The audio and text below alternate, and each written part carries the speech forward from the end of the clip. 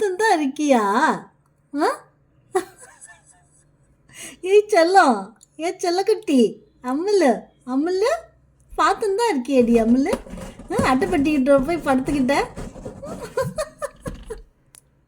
குச்சி, ஏ குச்சி,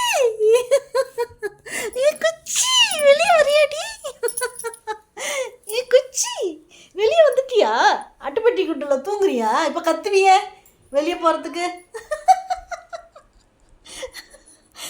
இப்போ கத்துவிய வெளியே போகிறதுக்கு? ஸ்டார்ட் பண்ணிட்டியா? சாப்பிட்ணும் போய் என்ன? ம் சரி.